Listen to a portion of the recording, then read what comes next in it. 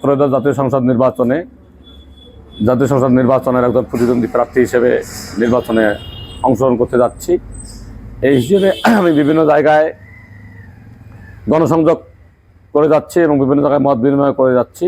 এর অংশবিশেষ হিসেবে আমি আমার রৌমারী উপজেলার সাংবাদিকবৃন্দের সঙ্গেও মত বিনিময়ের আজকের এই আয়োজনে বসেছি। আসলে আমি আকস্মিক এই মত বিনিময় সভা। তা আমি আমাদের এই কুড়িগ্রাম 4 নদী বেষ্টিত এই জনপদ, আমরা অনেক পিছিয়ে পড়া জনপদ। এই পিছিয়ে পড়া জনপদকে সামনের দিকে কীভাবে এগিয়ে নিয়ে যাওয়া যায় এই প্রত্যয় রেখে আমার নির্বাচনের পথ চলা।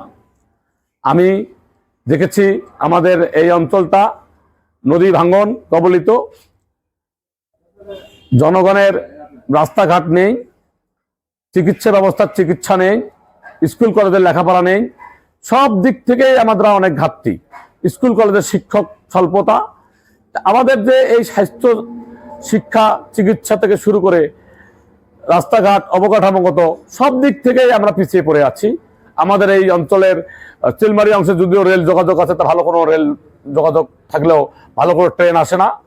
আর রৌমারী এবং রাজীবপুর এই অঞ্চলে তো রেল যোগাযোগই নাই। আমরা দেখেন এই অঞ্চলটা আমরা এতভাবে পিছিয়ে পড়া জনপদ, অথচ পাশেই জামালপুরের শেষ সীমানা পর্যন্ত রেল লাইন আছে। আমরা এতই অবহেলিত যে আমাদের এই অঞ্চলটাকে রেল যোগাযোগ থেকে বিচ্ছিন্ন রাখা হয়েছে।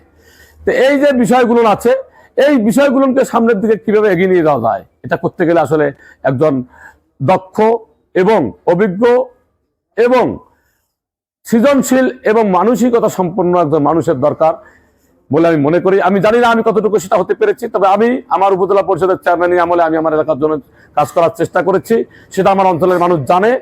এবং আমি চাই রৌমারী, রাজীবপুর এবং চিলমারী এটাকে কিভাবে অনেক উন্নত উপজেলাগুলো আছে তেনাদের কাতারে আমরাও কিভাবে সামিল হতে পারি। আমাদের জীবনযাত্রার মান অন্য জায়গার চেয়ে অনেক নিম্নমানের, আমরা যেন সামনের দিকে এগিয়ে গিয়ে আমাদের জীবনযাত্রার মানটাকে সামনে আগায় নিতে পারি। সবগুলোর দিক থেকে আমরা পিছিয়ে পড়ার এই জনপদকে সামনের দিকে এগিয়ে নিয়ে যাওয়ার প্রত্যয় নিয়ে আমার এই পথ চলা।